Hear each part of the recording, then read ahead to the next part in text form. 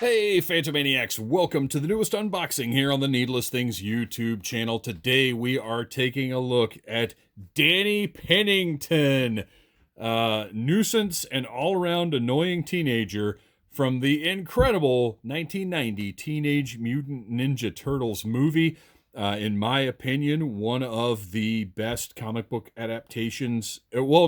The best comic book adaptation ever made, and one of the best movies ever made. I love this movie, and I'm just going to keep buying everything NECA does based on this movie. This was included in one of NECA's loot crates. It came with a t-shirt and a couple of hideously ugly pins and some other stuff that, whatever. I needed the figure. The figure is all I cared about because I've got to have everybody that they make.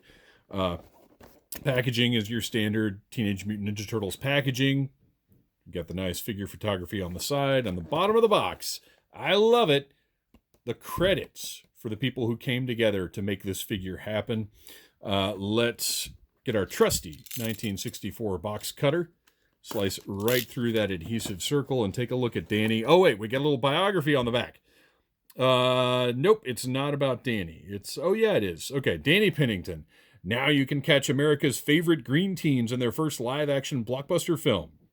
After wading in a puddle of radioactive waste, these radical reptiles are transformed into New York City's greatest crime-fighting quartet.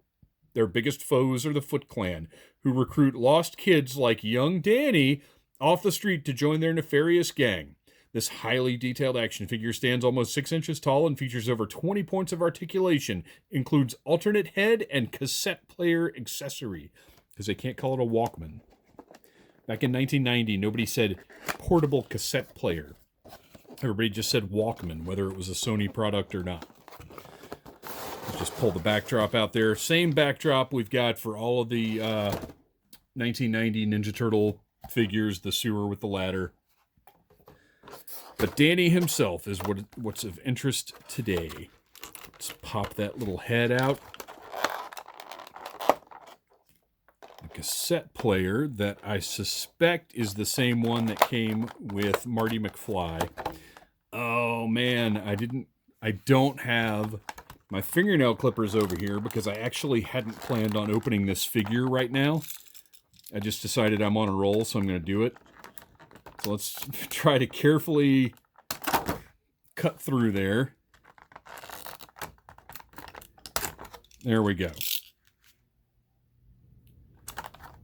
All right. Kids, don't do that, ever. So Danny, obviously not the most exciting figure, character, whatever. I mean, he is definitely a catalyst for everything that happens in the 1990 Ninja Turtles movie, so he's a critical character, but he's not the most toyetic guy ever made, right? Does he have... Oh, he does have ankles. Okay, so look at the sneakers on this guy. Like, they really went all out, giving him some fancy sneakers. And it feels like they're probably just on pegs, which is fine. I mean, how articulated do you need Danny to be? I got a decent little range of motion there. You've got a single jointed knee, which is fine. I mean, really, in your display, this guy's probably just going to be standing there having Splinter talk to him, which, by the way, the look on his face right there is clearly, I just saw a giant talking rat, which is great. He's got the Foot Clan headband on. The shirt is probably the biggest point of interest on this figure because that's Sid Vicious on that shirt. It is a very specific shirt that he wears in the movie, and it was pretty critical that NECA get it right, and they did, and I'm amazed at that. Joint-wise, I'm going to be very, very careful with the joints because he's a little slender. He's a slender lad, and I don't want to take a chance on just breaking anything here. You can see he's got single-jointed elbows. It looks like they're going to have a pretty deep bend, though. See how much I can... No, that's not budging. So I'm going to heat both those elbows up before I try to bend them. But you can see there's a swivel at the top. And it looks like you can get a pretty deep bend once you can bend these. Under his shirt, which is a soft plastic, I don't know if you can see that or not, there is some articulation. There's an abdominal joint right there that's not bad.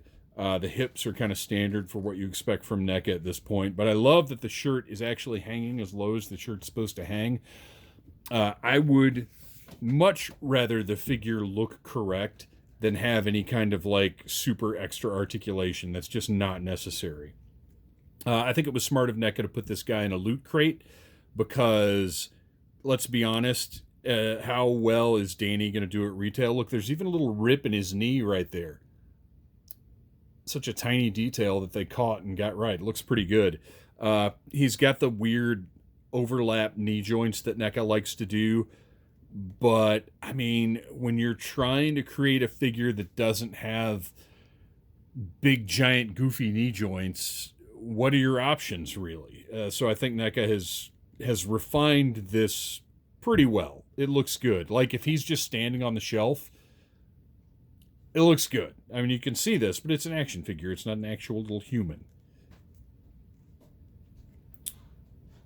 So, again, he's just going to be standing there having Splinter talk, your Splinter figure talk at him. So let's see how easily the head comes off. Pretty easily. I'm pretty happy with that. I don't know which head I'm going to put on. I like the foot headband, obviously. And if it is going to be that scene with Splinter, that's the one that should be on him. But this face looks pretty good too. And a nice job with the likeness and the paint and everything looks great. And then he's got his... Ooh, that thing is all tangled up. There we go. His portable cassette player, which, again, I'm fairly certain is the same one that comes with NECA's Marty McFly, which is fine. There's no reason it shouldn't be. Well, you know what? I don't know, though, because... trying to decide if this is... No, that's just a deco hit. That's not sculpted in. It looked like this part of it... Well, I don't know. Very interesting. You know what? I'm going to find out. Hang on just a minute. I say just a minute, and what I mean is no time at all. For you guys, anyway. So you can see... it is indeed the same... except, I don't know that the up-down... I hate to take this out of his hand because I'm afraid I'm not going to get it back in the same position. Yeah, that is... so the little up-down is not on the back of Marty's. I thought that was unique to Danny's. So yeah, but otherwise, same thing. This thing is essentially rubber, but I'm okay with that because it means it's not going to break. And you can just slide it onto his head right there and kind of get it where it needs to be and not worry about it having some kind of weird fit or anything like that. And then also just put it around his neck, which is probably what I'm going to do. Although he doesn't have a hand, well, that'll be fine. So he's got a C grip. Just put it right in there. That's fine. His stolen portable cassette player because he's a little scumbag. And there you go. That's kind of all there is. Not the longest one we've ever had here, but it's Danny. He's essential to your 1990 Teenage Mutant Ninja Turtles collection, and he looks great. NECA did an incredible job with a character that, you know, a lot of people maybe wouldn't see as something they need on their shelves, but I needed him, and if you're a 1990 completist, you need him too. Thanks for watching, you guys. Tell your friends about Needless Things. Like, subscribe, share. Smash that like button if you like Needless Things.